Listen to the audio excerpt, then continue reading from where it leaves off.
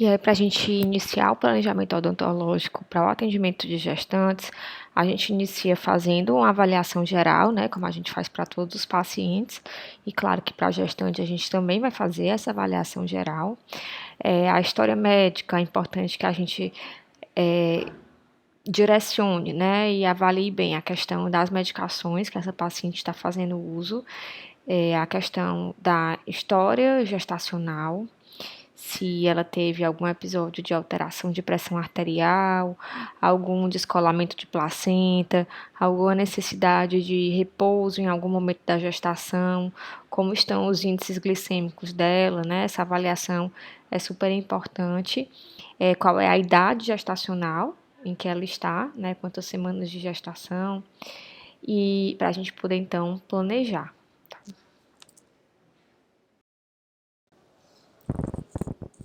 Então, os principais efeitos adversos que o nosso tratamento pode trazer para o feto que está em desenvolvimento está relacionado ao estresse, né? Então, quanto maior o estresse que a gente submeter àquela gestante, não só do tratamento odontológico, né, mas como um todo, a gente pode ter algum tipo de prejuízo ao desenvolvimento fetal. No nosso atendimento, a questão do uso da radiação e as drogas que podem vir a ser prescritas para essa paciente também podem trazer algum tipo de prejuízo para a formação do feto.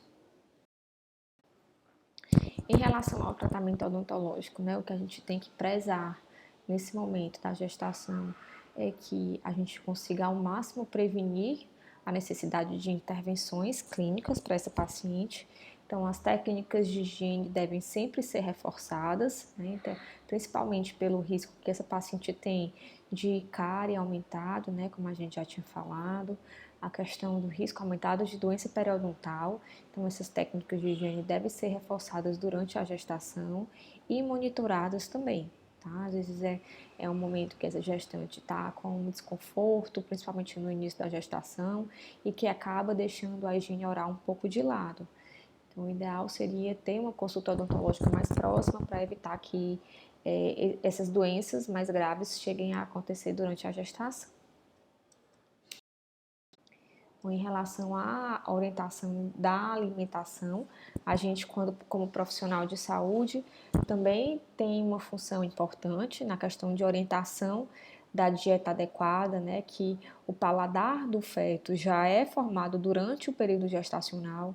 Então, o ideal seria que a alimentação fosse o mais saudável possível, com utilização de alimentos que não sejam processados, com a menor quantidade de açúcar, tanto para prevenir as doenças orais, como também para que aquele feto se desenvolva de uma maneira mais sadia, né? Também todos os nutrientes da alimentação da mãe vão ser fontes para o desenvolvimento do feto. Então, se essa alimentação ela não é adequada, ela não tem a quantidade de minerais, de proteínas necessárias, de vitaminas, eu posso vir a ter algum tipo de alteração no desenvolvimento desse feto.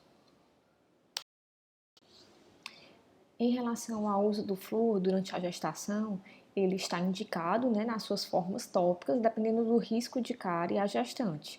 O dentifrício com flúor, ele vai ser indicado, né, sempre continua sendo indicado durante a gestação. O flúor gel e o verniz fluoretado, dependendo do risco de cárie dessa gestante, pode ser utilizado durante o tratamento. E a suplementação de flúor de forma oral, que foi feito durante muito tempo anteriormente, hoje já se sabe que não existe justificativa para que haja essa ingestão de flúor.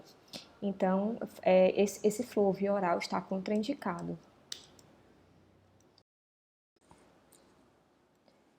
E aí agora a gente entra na questão de discussão daqueles mitos que a gente já havia falado no começo da aula, né? Então, um dos mitos que é muito forte e que a gente escuta muito frequentemente na prática clínica é que a cada gestação se perde um dente, né? Cada gestação um dente. Se a pessoa tem um filho, ela perdeu um dente na gestação. Se ela tem dois dentes, e assim sucessivamente, né? Esse mito, ele é muito frequentemente repetido, certo? Principalmente pelas pessoas mais humildes e que isso aí acaba passando de geração em geração. É como se fosse esperado durante a gestação que um dente vai ser perdido. Então, o que acontece na vida real é que não há processo de aceleração dessa cárie, né? Não tem nenhum tipo de alteração em relação à microbiota durante o período gestacional. O que acontece, na verdade, é aquilo que a gente já tinha discutido. A alteração em relação à ingesta de alimentos, né, que acaba sendo um pouco mais açucarados, e a deficiência na higienização, por conta de outros desconfortos, por conta da questão de náuseas muito mais frequente, né? Então acaba que algumas vezes a higiene oral fica de lado. E aí por isso o risco maior, né, de presença de doenças orais que antes da gestação não existiam, né? Também tem aquela questão da resposta imune, que acaba sendo um pouco alterada nesse período gestacional. Então, aquelas infecções que estavam presentes de forma crônica, às vezes elas acabam agudizando nesse período, né? Então, pode também ser um dos motivos que reforça esse mito. Outro mito que a gente escuta também frequentemente é que a criança tira o cálcio do dente da mãe, né? Então, isso aí também é uma coisa que não acontece na vida real. O cálcio que é utilizado para o desenvolvimento do feto e dos ossos daquele bebê que está em desenvolvimento, ele é removido ou da reabsorção que é realizada no intestino da mãe, mediado por vitamina D, e se esse cálcio que é removido da alimentação, né, que ele é reabsorvido no intestino, ele não for suficiente, outro mecanismo entra em ação, que é a ação do paratormônio, liberado pelas paratireoides, que promovem a reabsorção de cálcio do osso. A gente já tinha falado um pouquinho desse mecanismo quando a gente discutiu lá a doença renal, né, que também tem essa relação de mediação de remoção de cálcio a partir dos ossos pelo paratormônio. Então, a gente tem cálcio que está numa forma ligada e quando é necessário ele é disponibilizado para a corrente sanguínea nos ossos. Já o cálcio que existe no dente, ele está presente em uma forma não mobilizada.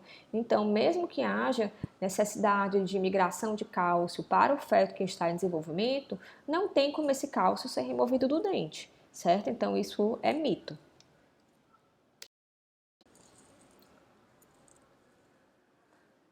Outra afirmação que a gente escuta algumas vezes é que a grávida não pode tomar anestesia.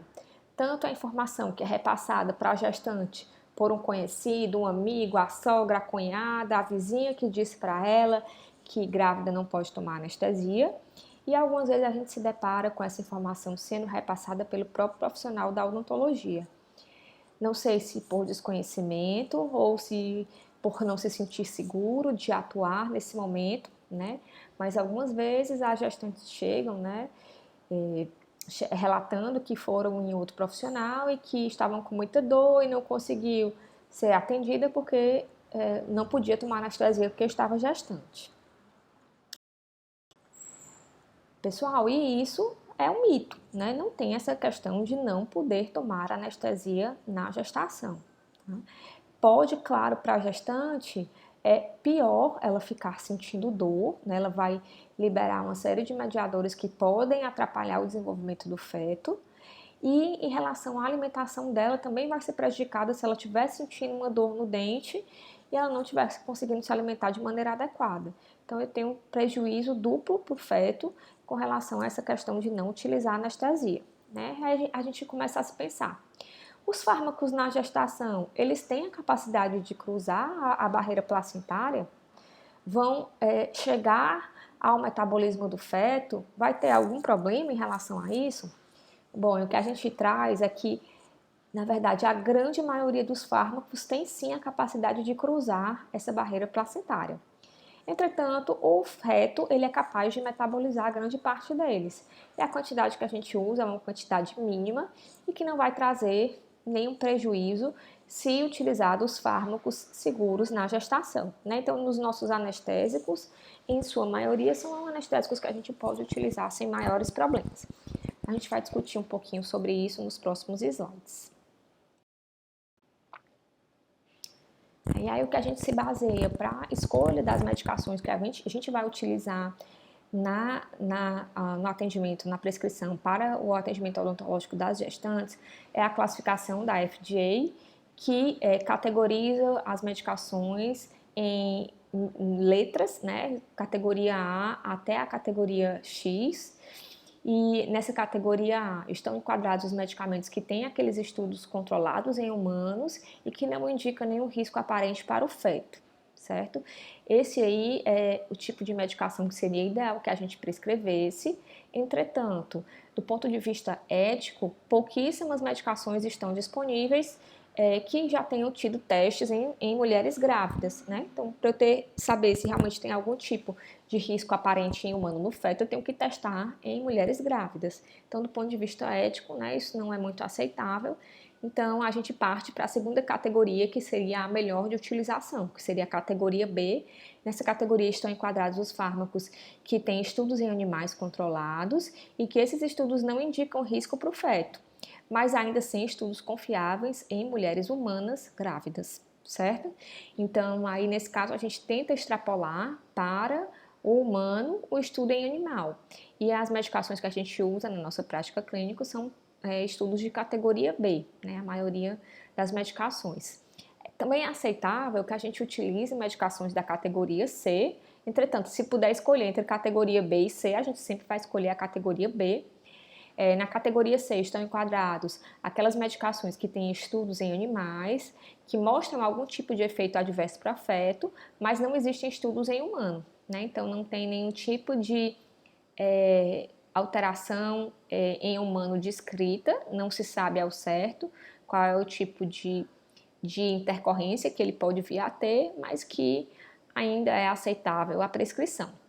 Já medicamentos da categoria D, né, eles se mostram como medicamentos que têm uma evidência positiva de risco fetal humano. Então, nessa medicação de categoria D, a gente tem uma contraindicação para prescrição durante a gestação, certo? E na categoria X, mais ainda, que eu tenho evidências positivas de anormalidades fetais com contraindicação tanto em mulheres grávidas quanto naquelas que querem engravidar, pois os riscos acabam superando os benefícios, certo? Então, categoria X é que eu não quero de forma alguma. Então, para eu identificar se uma medicação pode ou não ser prescrita na gestação, é importante eu ver na tabela da FDA qual é a classificação dela. Bom, em relação à classificação da FDA para os anestésicos, a gente traz essa tabela, né, mostrando os anestésicos que a gente mais utiliza na nossa prática clínica. E a gente tem aqui a articaína e a bupivacaína, que são anestésicos de longa duração e que a gente não deve indicar, né? São categoria C, não é uma contraindicação absoluta, mas a gente deve preferir, como a gente já tinha falado, fármacos da categoria B. A lidocaína é um fármaco da categoria B, né? Então a gente pode utilizar tranquilamente em gestantes e também na lactação, né? A gente traz aqui sem qualquer tipo de intercorrência. A mepivacaína, alguns estudos trazem que ela poderia se enquadrar na categoria C, né? Então, ela pode ser utilizada na gestação com cuidado e na lactação ela pode ser utilizada sem maiores problemas. A prilocaína é uma medicação que aqui na classificação da FDA ela vem como uma categoria B, só a prilocaína em si, né? O problema é que aqui no Brasil a gente só tem disponível a associação da prilocaína com a felipressina. Então, o maior problema aqui é em relação à felipressina. Então, acaba que a gente tem que reenquadrar ela aqui. Essa tabela é feita através da utilização só da base anestésica, né? Então, pela prilocaína não teria problema, mas pela felipressina a gente prefere evitar. A benzocaína tópica, ela também é categoria C, né? Então a gente deve usar com cuidado durante a gestação, evitar nosso anestésico tópico a gente usa mais frequentemente, né? Mas a lidocaína tópica, que a gente não tem disponível no Brasil, poderia ser utilizada, mas aqui a gente deve evitar, né? O que a gente tem disponível é a bezocaína, então a gente acaba evitando o uso realmente. E aqui a gente traz uma tabela com os anestésicos e suas contraindicações de utilização durante a gestação. A prilocaína e a articaína são dois anestésicos que têm o risco de promover meta-hemoglobinemia. Eles podem se ligar com a hemoglobina de maneira irreversível e aí dificultar o transporte de oxigênio para o feto. Tá? Então aí justifica a não utilização desses fármacos nesses casos. Em relação à felipressina, ele é um vasoconstritor que é utilizado em associação com a prilocaína e ele é um análogo da ocitocina. A ocitocina é o hormônio que promove as contrações uterinas, então alguns autores relatam que essas contrações uterinas podem ocorrer mais intensamente naquele período da utilização do anestésico se a gente utilizar a felipressina. Entretanto, a dose que a gente utiliza é uma dose muito pequena para que isso ocorra. De qualquer forma, a gente sempre opta por evitar, passar por esses riscos, Então, assim, a felipressina deve ser evitada.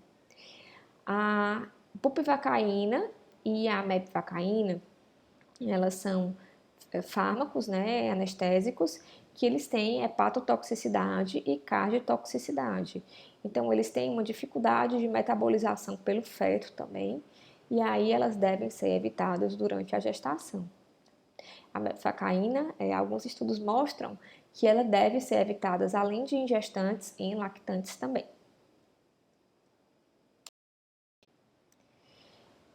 E aí, com relação ao risco de teratogênese de utilização desses anestésicos, do uso de radiografias odontológicas, será que isso é possível?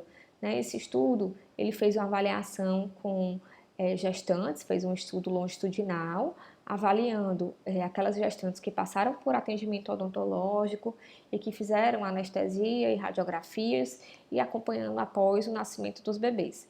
Então, eles encontraram valores iguais em relação à incidência de anomalias, tanto em pacientes que fizeram tratamentos odontológicos quanto aquelas que não fizeram. E que a anestesia e a radiografia que foram feitos nesses pacientes não trouxeram nenhum tipo de anormalidade mais importante, tá?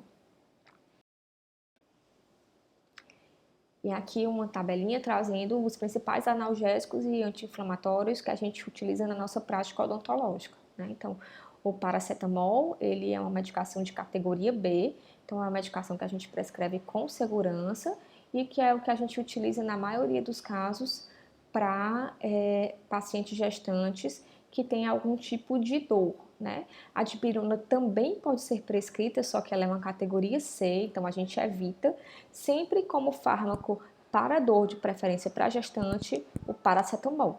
Tá? Analgésicos de ação central, com utilização de codeína, tramadol, eles devem ser evitados porque eles são da categoria C e D.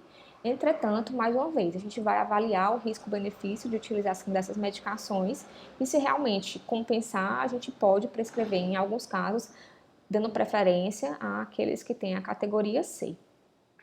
Em relação a anti-inflamatórios, os anti-inflamatórios não esteroidais são contraindicados durante a gestação e nesse caso, quando a gente tem necessidade de prescrever anti-inflamatórios, a gente opta por prescrever anti-inflamatórios do tipo corticoide. Como a gente usa por um curto período de tempo, normalmente nossa prescrição de anti-inflamatório é por 3 dias, a gente não vai trazer maiores implicações para o feto. E os anti-inflamatórios mais conhecidos, como a prednisona, ela tem categoria B, então pode ser utilizada com segurança.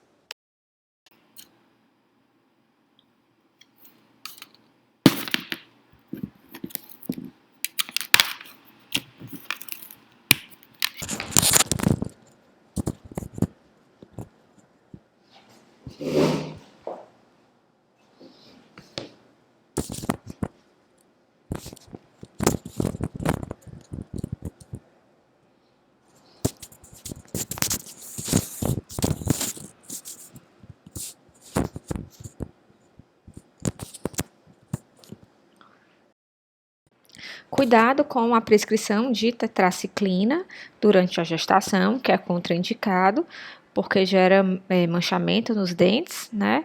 Quando a gente prescreve essa medicação durante a gestação. Entretanto, tetraciclina é uma medicação que a gente não tem costume de prescrever na odontologia, não tem um espectro de ação bom para os nossos micro-organismos, então só para a gente reforçar, né? Mas eu sei que raramente essa prescrição é realizada na odontologia. Bom, e aí uma dúvida pode vir se em relação à questão da medicação, se essas medicações vão passar pelo leite, né? Quando a gente tem uma mãe que estava em atendimento e aí ela teve o neném e aí ela precisou então fazer uso de alguma medicação nesse período da amamentação. Então, a grande maioria das medicações passa sim pelo leite. Então, a gente tem que avaliar direitinho as medicações que a gente vai prescrever. Aquelas medicações que são seguras de serem prescritas na gestação, normalmente são seguras de ser prescritas também durante o período de lactação. Entretanto, para a gente tentar diminuir essa passagem da medicação pelo leite, né, para a criança, o ideal é que a gente faça um intervalo, o ideal é fazer um intervalo de 4 horas entre a prescrição entre a tomada da medicação, e a amamentação, né? Então, se é possível, a mãe retirar o leite naquela mamada e passar 4 horas sem dar o leite direto do peito, aí a quantidade de medicação que vai passar vai ser uma quantidade mínima. Outra questão que às vezes é levantada é relacionada à realização de radiografias nas gestantes, né? Então, a gente vê muito esse aviso, né? Que grávidas não podem fazer radiografias e realmente esse aí é um dos maiores receios dos profissionais, inclusive, né? E claro, se os profissionais têm medo, imagine as gestantes, né? Então, a gente vê muito, né, nos locais onde são realizados o raio-x, um cartaz com a gestante, um X, não pode fazer. Mulheres grávidas ou com suspeita de gravidez, favor informar ao médico ou técnico antes do exame, tá? Então, na verdade, a gente não tem uma contraindicação absoluta de realização de radiografia odontológica. Esses avisos, eles deveriam estar localizados em locais onde são realizadas radiografias de outras regiões do corpo e não da boca, como a gente usa um avental de chumbo, um protetor de tireoide. Não há possibilidade dessa radiação chegar até a barriga, né? É uma área muito distante, então esse risco na odontologia é um risco realmente mínimo. E a gente tem vários trabalhos que já avaliam essa questão da radiação em radiografias intrabucais e extrabucais em relação ao risco de teratogênese. Então, alguns cuidados que a gente tem que tomar, claro, para todos os pacientes em geral, mas que na gestação são também reforçados em relação à utilização de filmes rápidos para uma menor quantidade de radiação ser utilizada, raio-x com colimadores, o uso de avental de chumbo e protetor de tireoide, como a gente já tinha falado, né? Essa radiosensibilidade do feto é maior na 2ª à 8ª semana de vida intrauterina. Se a gente parar para pensar, normalmente entre a 2ª e a 8ª semana de vida intrauterina, nem a gestante sabe que está grávida ainda, né? Então, o número de exposições à radiação de mulheres que já estão grávidas e que não sabiam é enorme, certo? Então, esse período mais sensível, normalmente não se tem como saber. Passado esse período, o risco é mínimo realmente, tá? E a questão, vale ressaltar que essa teratogênese, ela é dose dependente. Quanto maior a dose de radiação, maior o risco realmente de danos ao feto. Então, a gente falando aqui de radiação direta, certo? Sem utilização de avental, protetor, que a gente preconiza como básico para toda a radiografia.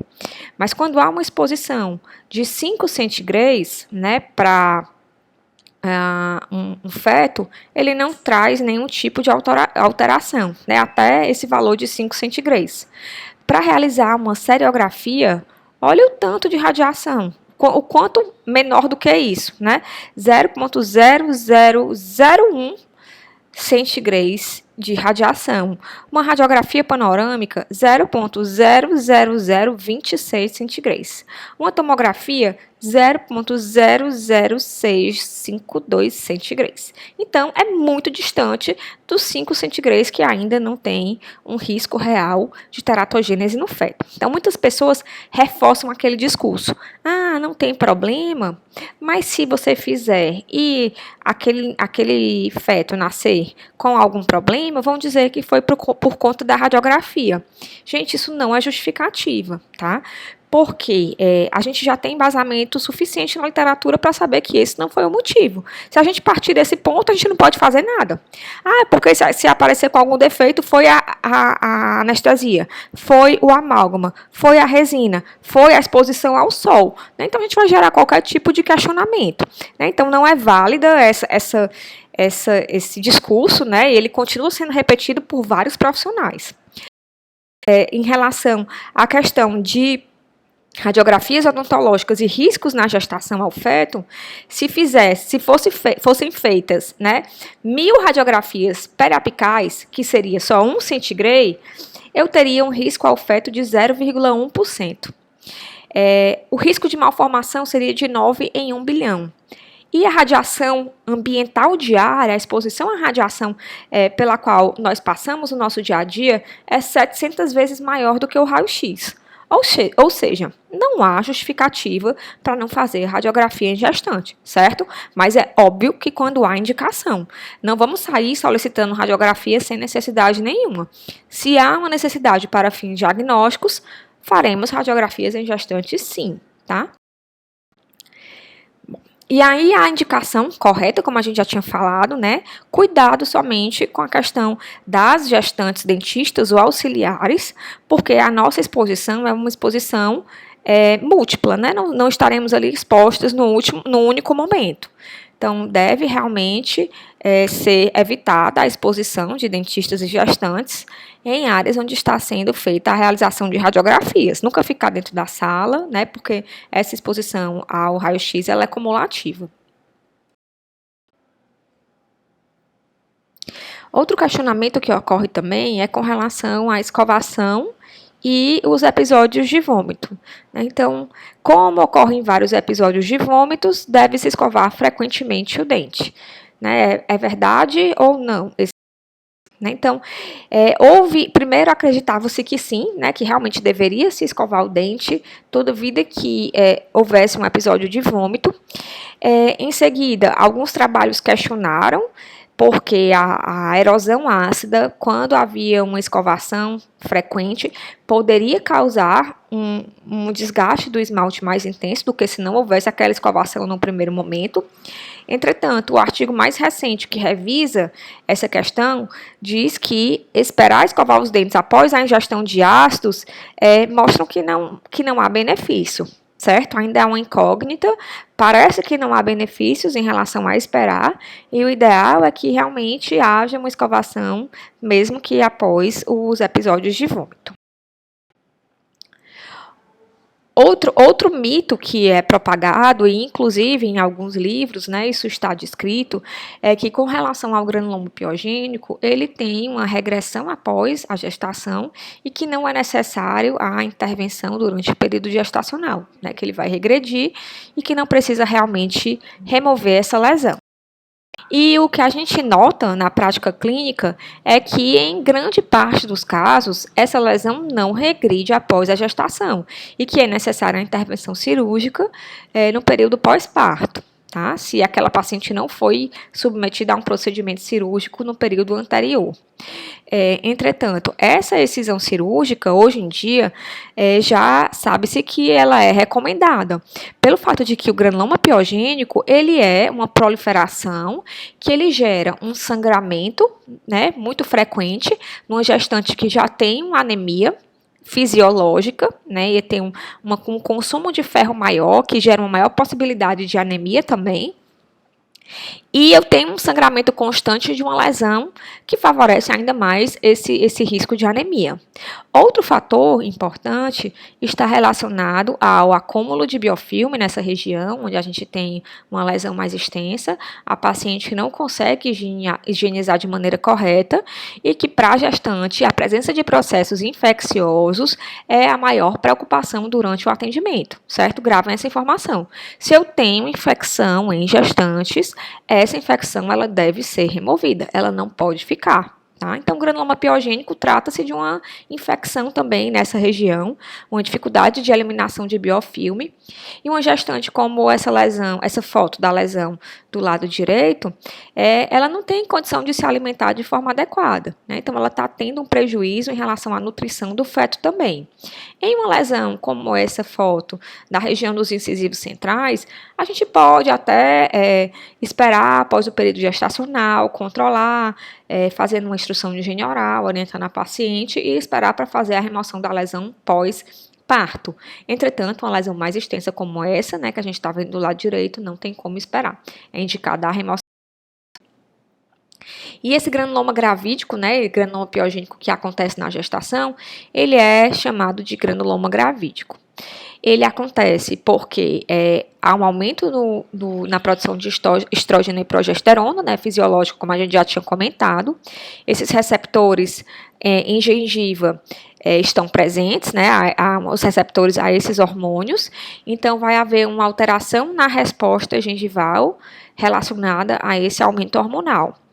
E a microbiota que acaba se acumulando naquela região é uma microbiota mais agressiva. Então, a gente tem que se preocupar com esse fator. Bom, e aí a questão de infecções dentárias que podem estar relacionadas ao nascimento de bebês de baixo peso. Essa informação, ela é correta, tá? Isso é verdade, e isso é um fator que nós temos que nos preocupar bastante durante o nosso atendimento dos pacientes. Na verdade, eu acho que esse é um dos pontos cruciais, né, que eu já tinha falado algumas vezes e vou repetir. Precisamos eliminar focos infecciosos das gestantes. Tá?